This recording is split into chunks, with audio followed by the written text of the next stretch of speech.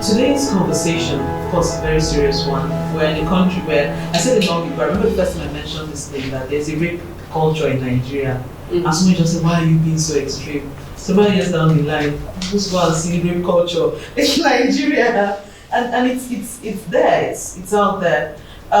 We wrote an article last week on I do not have the luxury of ignorance.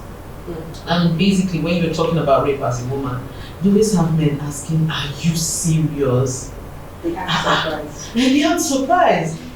Like, you want to tell me, like, yeah, 7 in 10 women in Nigeria have either experienced rape, sexual harassment, molestation. I say 9. You see that? I would say 9 out of 10. Me too, I would say 9 out of, because I'm following one. Thank you. Because for me, I was talking to my assistant, Tommy, and saying, Tommy, the other 3 people we are talking about, the one woman we are saying that has not been, she probably has not processed it in her head. Yes. That is what it is. Yes. Because this is very normalized in our culture. There are some that you report and then they will tell you, so it's just this thing he did. So it's very clear. There is a rape culture in this country.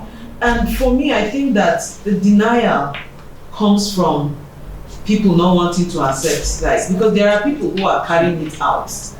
And if 10 out of 10 or 7 out of 10 or 9 out of 10 have experienced this, it means that there are people who are giving the experience. Who are these people? I feel from my own end that that denial is convenient. That it's very difficult to think that, if you say 7 out of 10, it means that women around me. And if it means women around me, then it means men around me have done these things, and that is very hard to come to terms with. So the first question I'll be posing here is, are we raising boys to view women as property and not as people? And you have that this. I'm sorry, when you were saying about being in denial, I don't think it's about denial. I think it's our society being deep-rooted in patriarchy, because they don't see you as a human being. So when you say it's happened to a woman, their shock waves are not out there. But if you could reverse it and say, oh, it happened to a man, then all of a sudden you see they're alarmed, they want to talk about it. And so I don't know, it's denial as well, but it's patriarchy as well. As the women issues are not serious enough. They're not seen as human issues. Which goes to your first question. Yes. And I think that, I know that we're dealing with the culture of rape, but I think that we're also dealing with the culture of abuse and violence, because when you say, so rape as an act has, there's a way that it escalates. It escalates from abuse. So if you say how many women have been raped, yes, you might get the number. But if you mean how many women have been sexually abused by men, then the numbers go up. And if we don't monitor that trend and see that behavioral pattern, in abuse, then we might also miss those telltale signs, that show us what the real problem is. Yes, so I think that's how it is. And I think the reason abuse is actually very prevalent is around the idea that people view or men view women as property. I mean, that is the central point of it.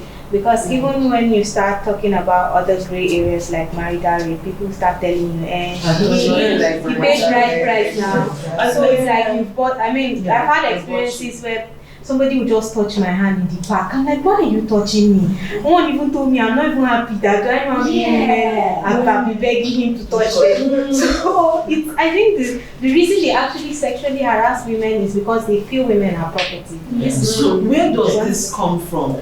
It's from the way they raise children. Mothers. Me, I tell my mother all the time, when she says, oh, your brother did, I'm like, why are you complaining? That's exactly how you raise him. From my experience when we were kids, my brother and I were like 9 months apart, and we will have dinner, and when we're done, I'm expected to clean up and stuff. Okay, so it's So right from a child, I've always been like rebellious. I just wouldn't do it. Or when we were in uni and my mom is begging me to make stew for my brother, I'm like, we're 9 months apart, I'm not cooking anything for him, I'm not doing his laundry, I'm not doing. So I feel like it stems from our mothers because fathers, yes, there's patriarchy, but when you talk to a lot of people, a lot of girls, you don't see it from the aspect of the fathers as much as mothers.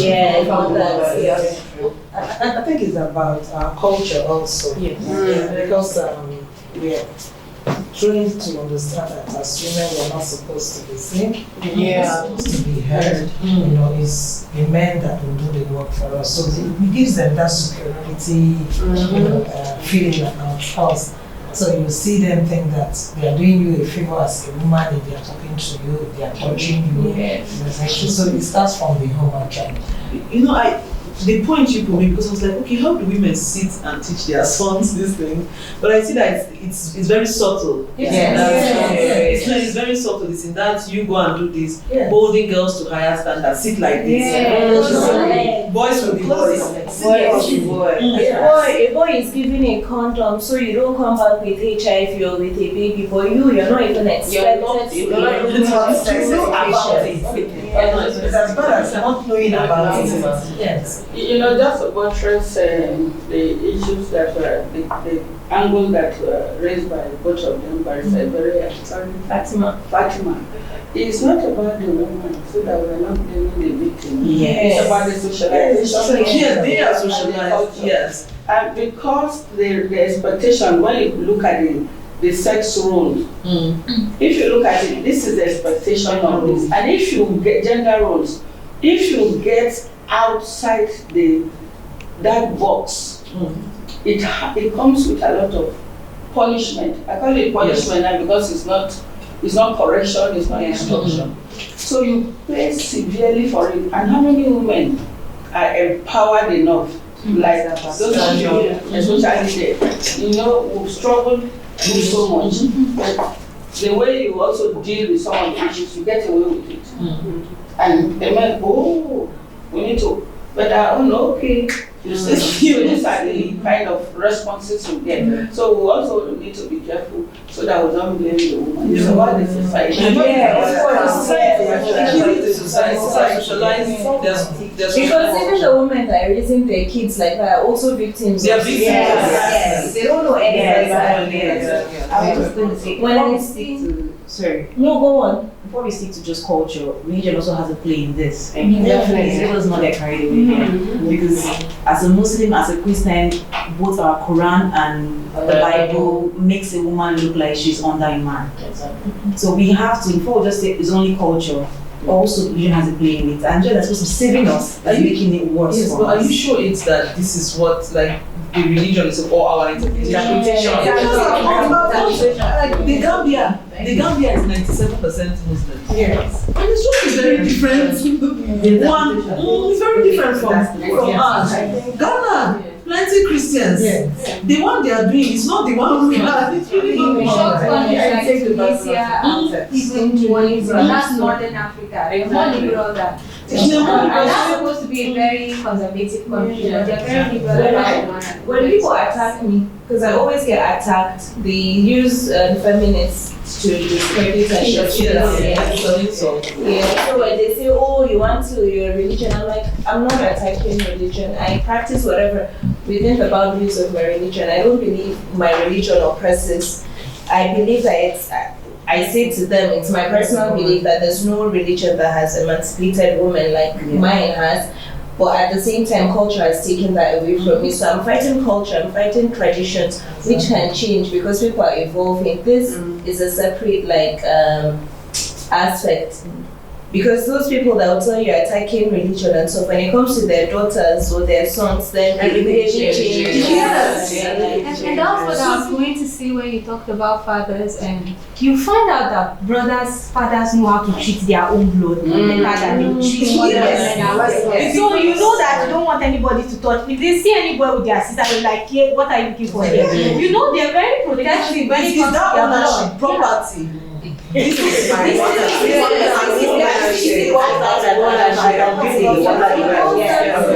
little things like a man trying to get your number and he won't accept no. The minute you say, oh, I have a boyfriend or I have a fiance, okay.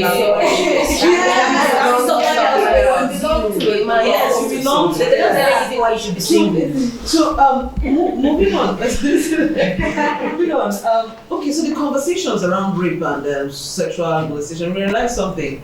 In the media, you see, let me not name a paper here, but the popular papers, girl defiled by, then you see the girl's picture. Yes. What am I not seeing it by? They're protecting the. Yes, if Moses defiled somebody, why are we not seeing the photo of the person? So this, where we're entering now is, why are conversations not centered around the perpetrators? Why am I not trying, especially within our culture here in Nigeria? You know, in America now, they say R. Kelly is a rapist. I've hardly found, like, I don't even know the girls that well. Yes. But the next thing, they'll go and start digging. They'll find when R. Kelly grew up, what happened in his family. That means the conversations around him. Yeah. The next one is, this is when he started. Oh, so we have not seen this in his lyrics all along. The whole conversation about R. Kelly's case is on R. Kelly. Why is it that when we are doing that here, we are, like I've just said, in the paper I know, they'll rather put the picture of the little girl, then they'll now put that black line on her eye that is supposed to somehow magically, protect Gloria. Oh look, I can't see Gloria's eyes, that's not Gloria. So why are we having these conversations and the perpetrator is not front and center, and the media is not bringing out, and they start doing him versus her, or you know, he said, she said, but then this person has a history of this thing. From step 1 to step 2, this is what the person did. The person has also engaged in other criminal-like activities. In developed countries that have managed to, I can't see anywhere that would say the woman is really protected and safe. But in countries that are better off than we are, you will see they will trace history, they will trace and everything. Why are we not having that here? We will not have it because that is the patriarchal interpretation and application of patriarchal culture and principles. So you won't have it. So I think that we can also do more in terms of what we use the justice system to do, testing the limits of the law. Because before the genocide in Bosnia, when it took brave women, after that genocide, to declare rape in war as an international crime, a crime in international law.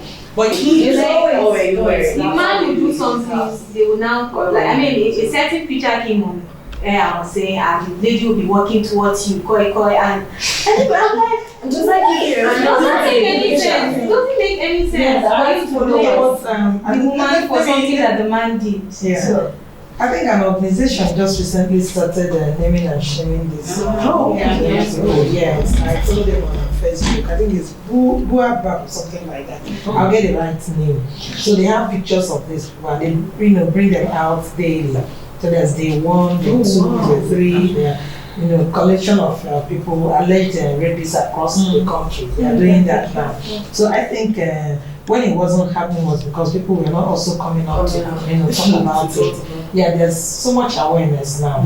We are discussing about rape now. Ordinarily, we won't be discussing about it. So that's why most times they will not talk about the perpetrators. They even see them as should I even say victims? They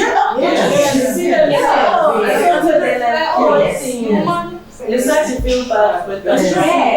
In the case of Ochanya, believe me, I came on social media, on Facebook, and then I saw somebody write, the girl is already dead, people are still going after him. They say you have humiliated him enough, you want to kill him. But the girl is there. The girl is there. Yeah. See, you have humiliated him enough. Do you want to kill him? I think we've covered our conversations. The general thing would be that the victim is pushed to the front and the perpetrators are protected. So that's supposed to be the next point, but I noticed that it's inside. But I want to talk about this stigma. Yeah. Stigma on a personal level from the survivor of sexual violence and stigma from society. Yeah. And because I dealt with a case where she got raped and her mom shaved her head and said next time no man will be attracted enough. Which brings us to that conversation of why older women. Yeah. See, especially, I mean, not in the two. Yeah. And they, if you go and tell your mom, most times, she just let them not hear it. Yeah. Because she knows for the rest of your life. And you know, we may want to sit and blame them. These people grew up in this system. You understand it. But awareness, because even with my mom, I feel like she's a different person than she was maybe 7, 8 years ago. They're learning too. Because we're like, they're learning that if you're showing them and you see the difference in the way they're raising your younger ones. They even get happy now that voices are coming up and speaking. And that's very powerful because I think that's what the Me Too movement has been able to do. Because when you talk about stigma and shame, for people to come out and say, this happened to me, this is my story and I'm owning it. Yes. You know, you're breaking that barrier of shame. And I think it's very important to celebrate that as a big step forward for women and for this struggle, because the way that, and also for the way that social media also has democratized space for information and how it's happening. I think it's something to recognize in terms of the steps that we're taking. Sorry. For girls that cannot speak to their mothers or cannot speak to someone older around them, they need safe spaces in different parts of the country where you can run to and speak to someone because it affects you mentally. You need someone that can guide you through the process of what you've been through. Yeah. Schools, like awareness on every level. You spoke about media, the reports, and with my experience as a journalist is that the patriarchy has eaten so deep that you're in a boardroom, you're in an editorial meeting with about 15 men and you're like 3 women. And something comes up and they still taking that personal patriarchy, personal cultural whatever beliefs. Can you imagine that you're going to have to edit this part out, please? Because I don't want to get in trouble. But we were reporting something on a case of an 11-year-old who got raped and stuff. And the conversation was that the girl had gotten expelled, but the teacher, And then one of my colleagues just said, okay, maybe she liked it. And then I'm like, are you kidding me? She's an 11-year-old. You hear that from men in spaces. I edit this one. You hear that from men, even in human rights spaces. Yes. Even in human rights spaces. That she knew herself then. And then I said to him, okay, let's go with your stupid analogy from brain. Let's even go with that. Legally speaking, an 11-year-old cannot give consent. So whether or not, whatever your twisted mind is telling you, technically, according to Nigeria, the age of consent is 11. That's 18. It is the lowest in the world. So there's the petition on change.org right now trying to change it from 11 to 18. I hope that we're noting that because in our conversation we're seeing a lot of loopholes that I'm not a legal person, so I'm not really, but I know that states have different. Yes, they do. The sex offenders list as well. And NAPTIP and Stand to End Rape are on the sex offenders list. NCW and consent workshop as well. But the issue with our sex offenders list is how many convictions do we even have? Like 18 in the whole history of Nigeria. So 18. Yes. As in 1960. Yeah. And that's in fact, let's start with that. That's a problem. You know, let's start with the 18. Let's start with the 18. And I think this is the reason why they go ahead to do it. I was having a conversation with someone and he told me he's outside Nigeria and he's like he's shocked how Nigerian men behave themselves because they know that they would not easily get like in a certain country you can't even come and touch anybody, you know, like you're going to answer, like you wouldn't get away with it. So I think they know that the police may probably cite them. If they go, they will now start abuse. They will now tell you it's a family issue. People should go and sort it out. So they know that they will get away with it mostly, and that is why they have the confidence to even try or attempt to do it in the first place. Speaking of family issue, this brings back the conversation of inequality. Women always in survival mode. That thing that police says they will always sort it. The truth about it is when it comes to abuse in Nigeria, it's very easy for us upper class women or women who have some level of independence to say leave. Which is why people were upset with that I got flowers today video. Because at the end of it, it said, woman, if you are being abused, leave. It's not as easy as leave. I have leave money. I have experienced living by myself. Yes. I've experienced living by myself. I've experienced. But not up to half. I don't think up to a quarter of Nigerian women, even women in high society like this, have leave money. You'll be so shocked. Even some judges are in a very bad relationship. But they're still there. Yes. And even that money thing is still that protection. A judge, once she leaves the protection of happily married, husband, all of those things. You see when a woman is talking in a proper space and is trying to make a case, you will not keep your husband and you want. I think women need to support each other as well, because you see where it's even women using it against you, using it to insult you. It's that structural. Is that structural? Actually, it's beyond women. It's beyond women.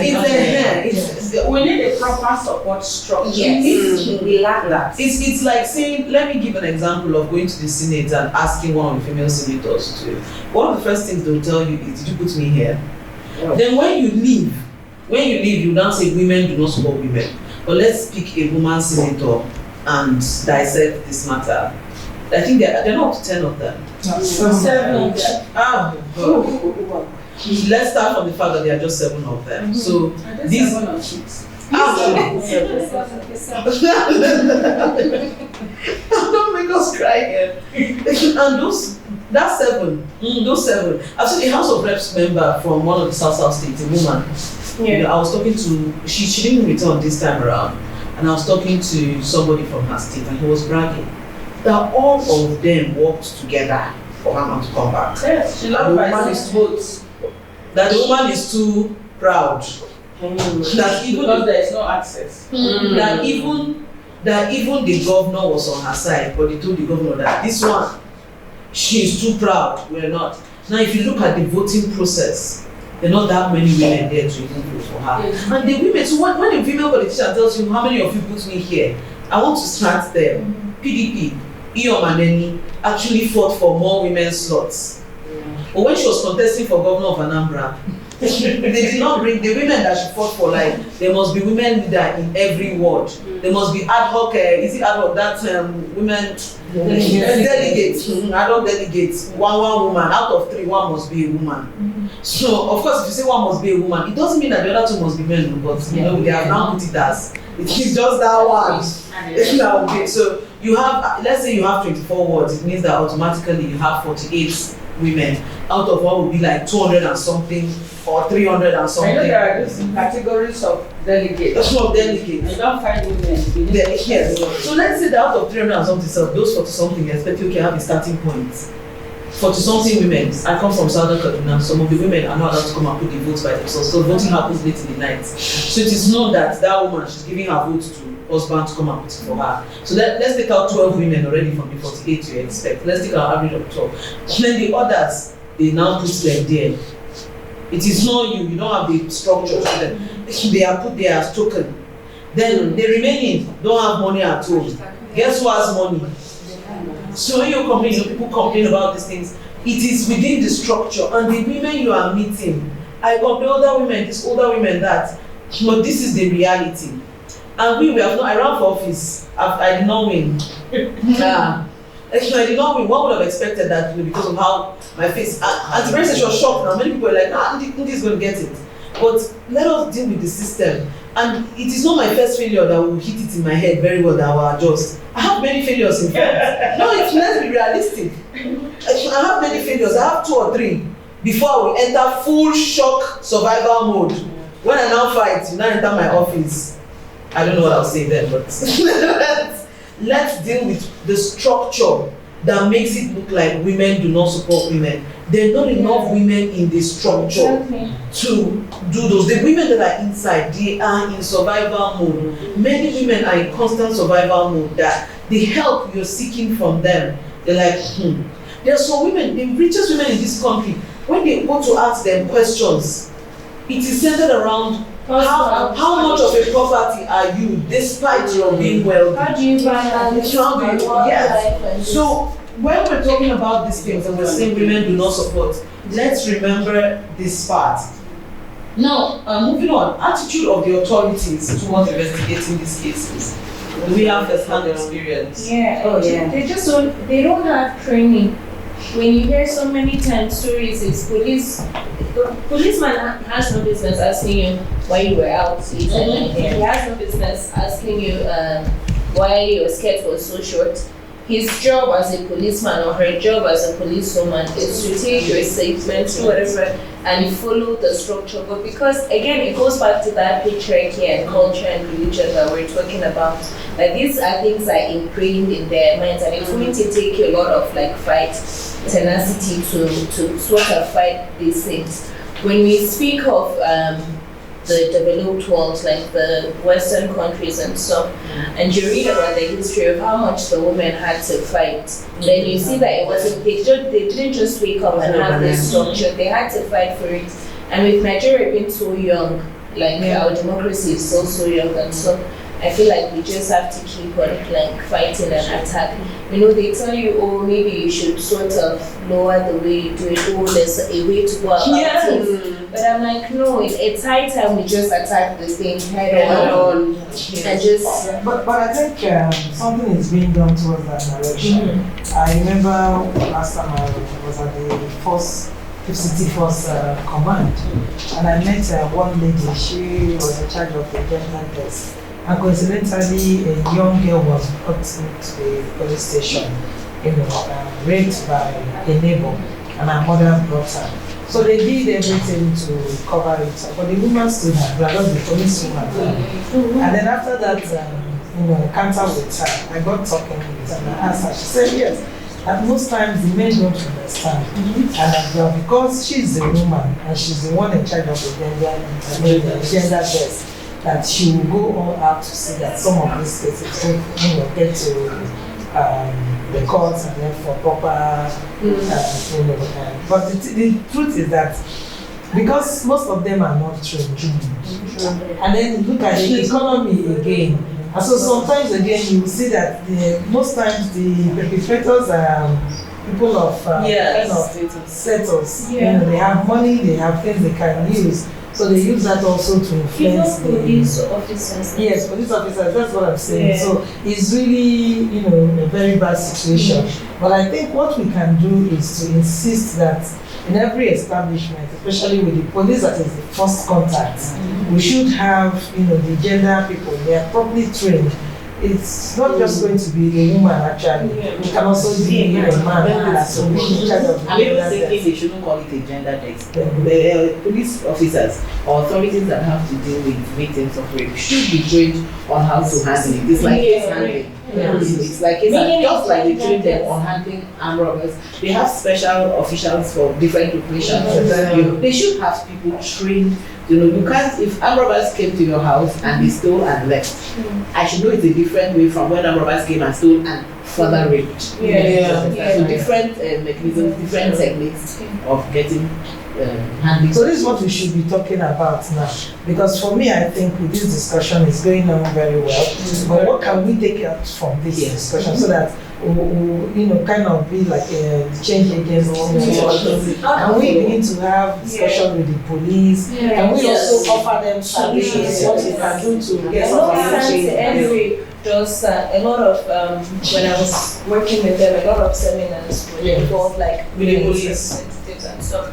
And when we speak about convictions, that only 18 convictions have happened since our independence, it's not so shocking to me, because when you look at our judicial system and you start proof of rape, there's nothing to prove rape in Nigeria. We don't have rape kits.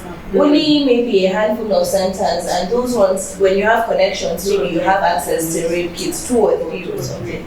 So we don't even have that. So how do you go to court and say so person has raped me and I want to prove it? So it's incredibly difficult. The problem with this situation is the legislative framework defining rape. Yes. Yes, very limited and very obsolete. That is why they will always say, let's go penetration. Like was raped 10 years ago. How am I going to bring penetration? We should work on getting a broader concept in defining. One month, you have 1 month to talk about it. It's 1 month. That's something that needs to be changed. No, talking about it is what what you're saying is talking about it. What she's saying, reporting it and being able to come up with something with a proof. Well, I am believing that with, like you said, rape right now is a one issue relation. I'm trusting that with the upsurge of state information, we have some very celebrated cases. I'm trusting that as we go to courts, we would go beyond one-state penetration. If there was undue influence, there's a new approach. we must stretch the law.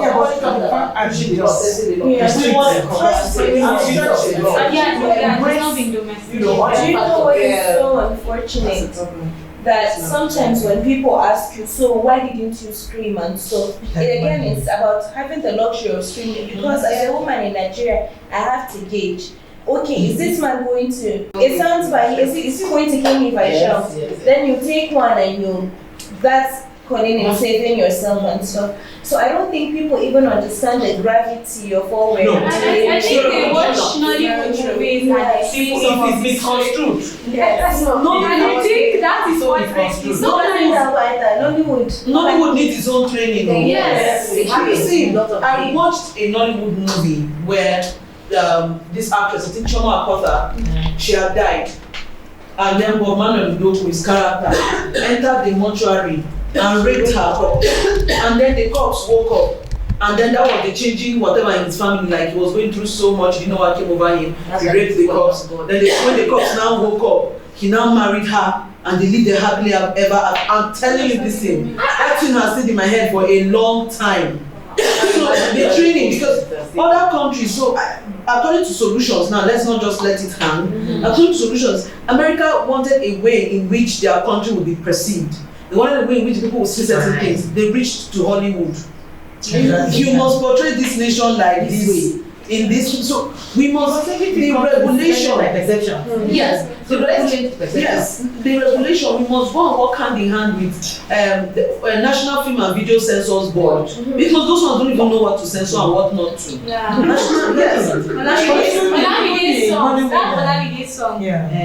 Story for the Gods or something. Yes, there was that one. There was the one of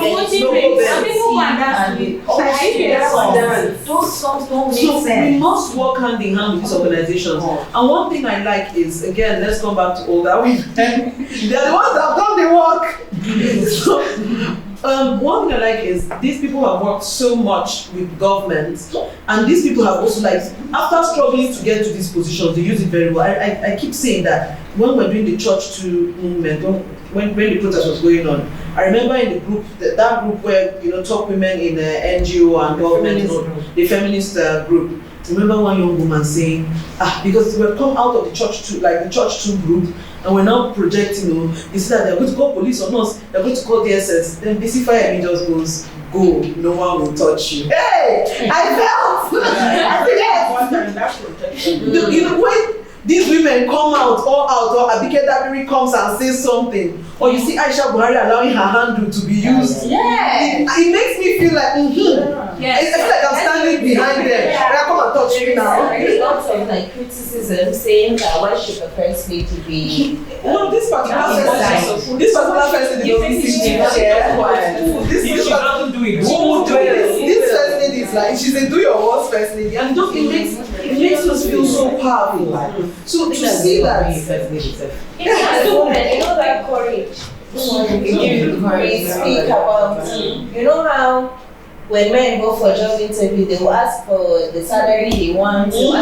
And also we're just there like, okay, anything let's go. okay. So like we were like, on my first job I didn't negotiate anything. I didn't even know I was allowed to negotiate.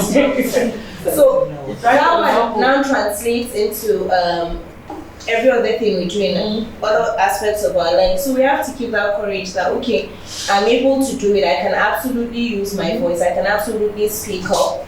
Yeah. And just remind ourselves, that's the first step, that confidence to really be able to. More of us, we're getting more and more people. I always tell my mother that the generation, this woman, like we're not like them. Like you shouldn't expect that we're going to get quiet or take what we're going to. Yes. You see that especially for northern young girls on social media, they're not backing down. Yes.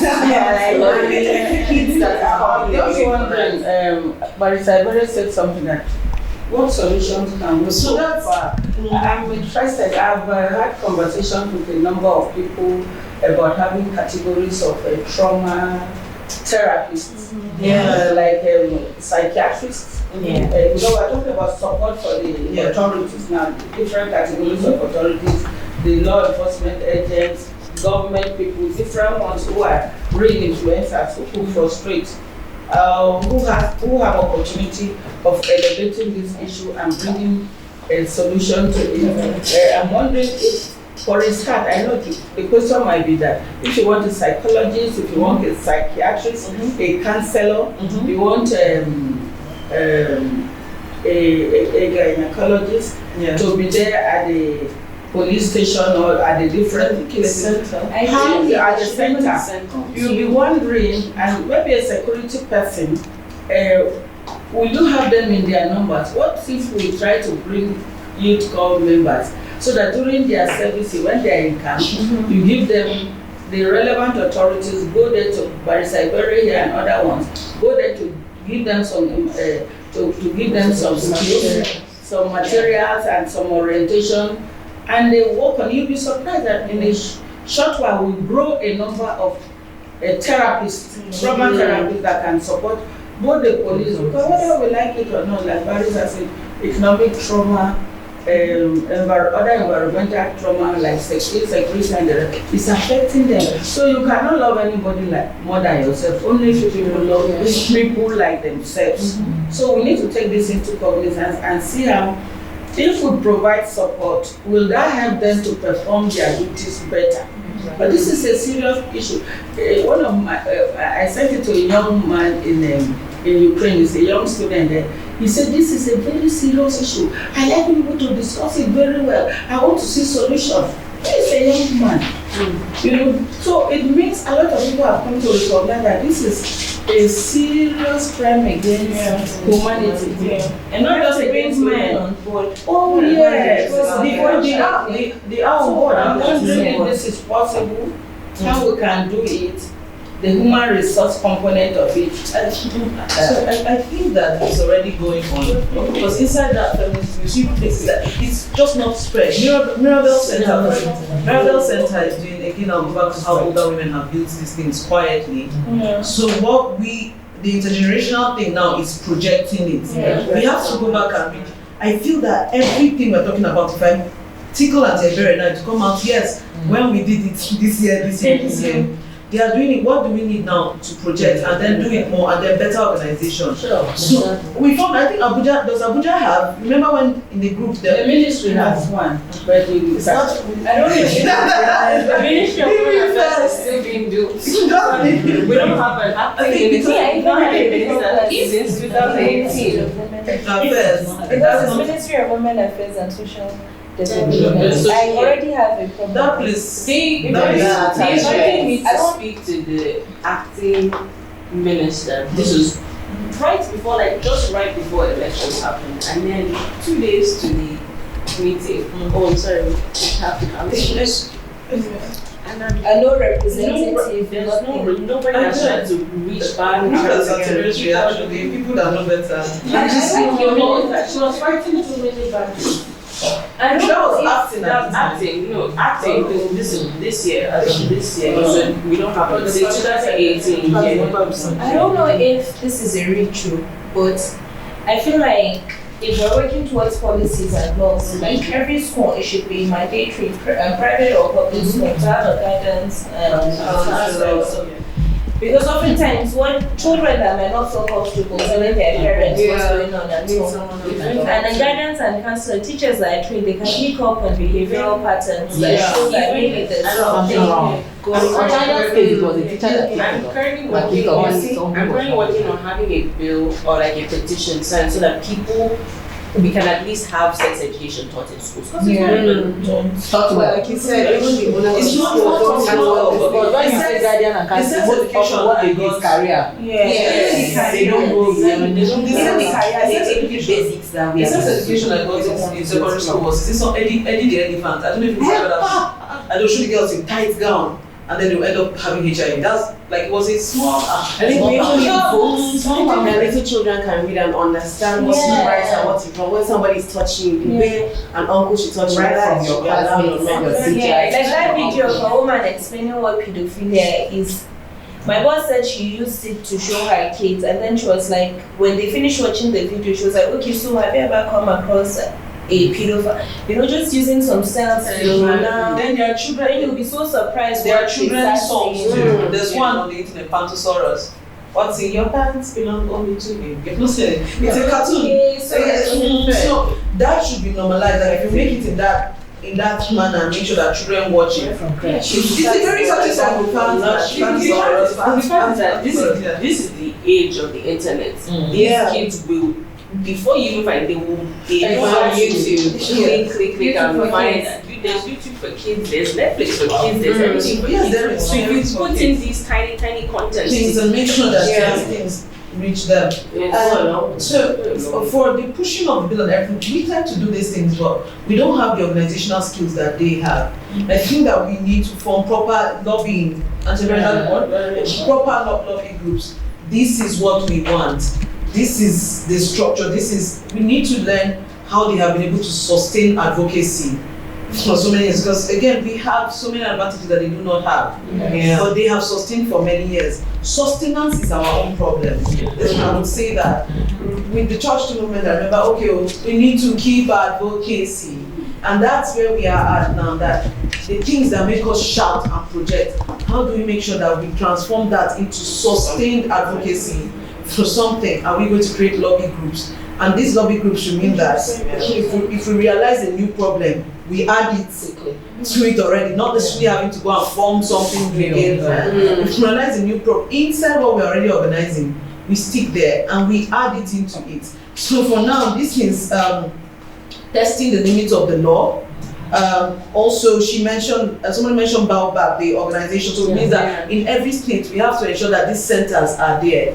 So what would happen is, I think the centers can function on their own, but can liaise with government and liaise with the police to ensure, in the police, this is in every police station. In government, this is what we want to see done. This is what we want to see done, and make use of every single woman that is inside the government. What we're happy to see is that more of them, because this thing is interconnected. We are talking, they are seeing, they are getting more confidence. We are getting more confidence from their power, so we feed off each other. More education and trainings in big organizations in Nigeria. Leadership training should have sex education training in it. Should have sexual harassment, anti-rape training. Teaching them on how to handle these accusations. When you're counseling young boys, you hear them saying, but I feel like when she's doing like this, she's just saying and she wants and stuff. So even on our partner, we have to close that gray area. No, absolutely means no. And don't say what you're not feeling. Yes, I feel that if we also work hard enough, I feel like not be hard enough. Can we push for, like in the NAS, for example, if there's a culture in this country, I want to enter my National Assembly and know that, okay, this is what constitutes rape. This is like anybody that is entering there should see it. And even in the courts, if they can just put it on the wall there, we can push for these things to be on the wall there. We spoke of legislative framework defining rape, but this is where again lobbying comes into. We have to push, we have to ensure that the people inside there, with the case at the Senate, I remember calling a senator from Niger State, I remember the main senator, and he was part of the committee and he was very cooperative. He said, why not tell women to come and do a courtesy call? Let us sit down together. The National Assembly is actually more open than it used to be before. People have forced those doors open and they stay open. She spoke about stretching the law to its limits. So and the advantage of stretching the law to its limits is that somebody would think before the person wants to do it, like, even if I touch her, will it, if I do like this, right? So they would think very hard. And then back to her suggestion, categories of trauma therapists, psychiatrists. That's with the centers and ensuring that there is a center in every center or more in every state. People know they can run there. I can come and report there. I will get psychiatrists, I will get psychologists, I will get people, and then these counselors and everything. So, is there any more addition to? Yes, I am just thinking right now that just as we are thinking of trauma centers for victims, perpetrators should also go to a hospital. Yeah. Now, rape is a very animalistic thing, so I feel you have a problem. It will be, we are creating a database for rapists. It will also get a certificate from the hospital, from a psychiatrist, or whatever mental institution you'll be sent to, that they've gone talk with you. Most rapists will rape again. Yes. I know a young man who raped and went to Kuje for a long time. We actually met him in Kuje while ministering. He came out and he raped again. Yeah. And yes, because for some people, it's a disease. So they also need to be treated, not like hospital treatment, but they need to have to be certified. Let them come out before you can be integrated back to the society. You must have a certificate of clearance from a psychiatrist that whatever it is. And you're 25 years. Some people, like in my home state of Yobe now, is if you rape a child, it's death. It's a death sentence. If you rape an adult, it's 25 years. In prison. So I think that even when they convict rapists, then there's a psychiatrist or psychologist that will assess the one that needs to go to prison and the ones that needs to go to a rehabilitation center, not back to society, but sort of like a place where there is this one guy in Abuja where his record is on Google. Wow. He spent years in prison in England. And he came back to Nigeria. Not only did he come back to Nigeria, he's a free man. Right? He's still doing it. In fact, he opened a lounge. Wow. That's enough to spit on anybody. He opened a lounge. He's still doing it. And he's in every. What's annoying is that he goes for events where people are getting drunk. He goes to clubs where girls are getting drunk. He actually harasses the workers, the female workers in these establishments. I know a man, all the female staff have to sleep with him to keep their jobs. Wow. And that's why we should respect the definition. Even in institutions. Rules and regulations. This thing should be on the walls, like one should be fight for. As you are entering, even if it's a private office, it should be there on the wall for the protection. Like you any form of sexual harassment. That's what I Because for me, I think that we're taking country rape and we need to stop taking it to rape. Anything outside as a man, you open your dick outside, you should be that is harassment. You're put in sex offenders. Yes, immediately you do that, you open it, you should be arrested. We should stop taking to just rape. That's what flashing. If you do that, you should end up there. Flashing. It's also harassment. We've had a very great celebration today. Really grateful for everyone who came around. Grateful for our women with experience in this for many years who have come to join us.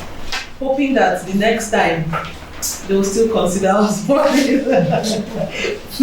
Thank you everyone for coming. Thank you so much for those who are covering this.